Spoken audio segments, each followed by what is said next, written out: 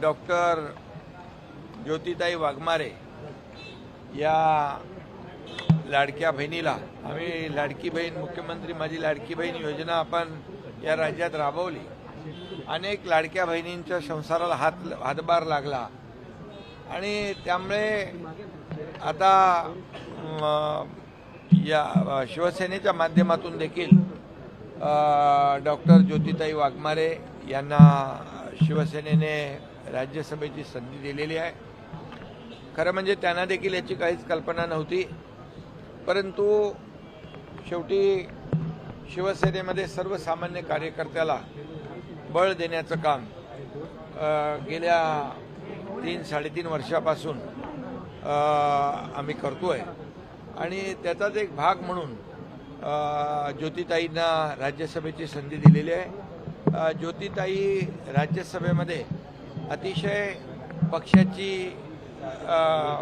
भूमिका आणि शिवसेना पक्षाचं काम, शिवसेना पक्षाची ध्येय धोरणं आणि गेल्या 3.5 वर्षामध्ये जे केलेलं काम आहे ते लोकांपर्यंत ज्योतिताई नक्की पोहोचवतील आणि शिवसेना राज्य पातळीवर आणि राष्ट्रीय पातळीवर शिवसेनेचं काम आणि शिवसेना ते नक्कीच नेण्याचं काम करतील आणि महाराष्ट्रामधले प्रश्न असतील, देशातले प्रश्न असतील, काही धोरणात्मक प्रश्न असतील, हे सर्वसामान्यांच्या हिताचे प्रश्न याला राज्यसभेमध्ये ज्योतिताई प्राधान्य देतील आणि मला विश्वास आहे की शिवसेनेने केलेली निवड जी आहे ती अतिशय सार्थक ठरेल आणि सर्वसामान्य माणसाला न्याय देण्याचं काम अतिशय सर्वसामान्य घरातली ही आमची बहीण आहे। सोलापूरमध्ये अतिशय छोट्या घरामध्ये कच्च्या घरामध्ये राहणारा हा परिवार आहे आणि त्यामुळे कुठल्याही परिस्थितीमध्ये कुठल्याही प्रकारची त्यांनी मागणी केली नव्हती। त्यांनी कधी माझ्याकडे अशा प्रकारचा राज्यसभेचा विषयही काढला नव्हता। त्यांना देखील हा अनपेक्षित असा हा निर्णय आम्ही घेतलेला आहे आणि त्यांना देखील याची कल्पनाही नव्हती आणि त्यामुळे मला वाटतं की जो विश्वास आम्ही दाखवला आहे, शिवसेनेने दाखवला आहे, तो विश्वास सार्थ करून ज्योतिताई दाखवते। पण तुम्ही जर मॅच खेळला तर राज्यसभेचा निर्णय काय असते? कारण बऱ्याचशा चर्चा होत्या की काही वेगळा निर्णय या ठिकाणी तुम्ही घेऊ शकता। खरं म्हणजे आम्ही मॅच खेळायला उतरतो ते जिंकायसाठी आणि ही मॅच खेळली असती तर नक्कीच जिंकलो असतो, परंतु आदरणीय शरद पवार साहेबांकडून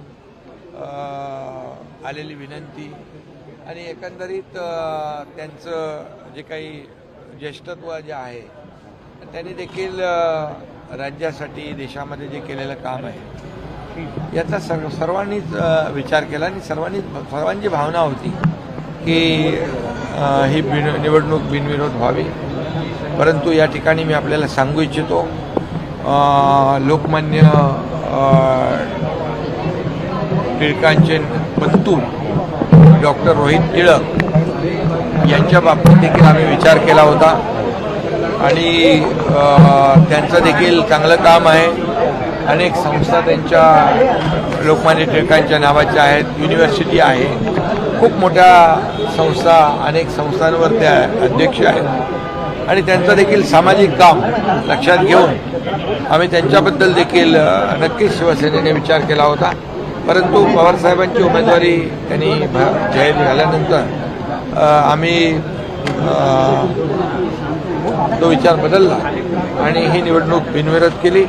डॉक्टर रोहित टिळक नक्कीच यापुढे देखील सोबत काम करतील आणि शिवसेनेसोबत लोकांची काही सेवा आहे ती करतील। तर तुमची कार्यवरची कसरत झाली का? अनेक दिग्गज होते ते या स्पर्धेमध्ये होते राज्यसभेच्या निवडणुकीसाठी, मात्र ज्योतिताई निश्चित झालेला आहे। तुम्हाला या कार्यवरची कसरत करावी लागेल। नाही बघा, एक लोकांमध्ये कार्यकर्त्यांमध्ये एक चांगला संदेश गेलेला आहे, का मेसेज गेलेला आहे की चांगलं काम केलं आपण पक्षासाठी काम केलं, पक्षाच्या ध्येय धोरणांसाठी काम केलं आणि समाजासाठी काम केलं, प्रामाणिकपणे कष्ट घेतले तर नक्कीच पक्ष विचार करत असतो.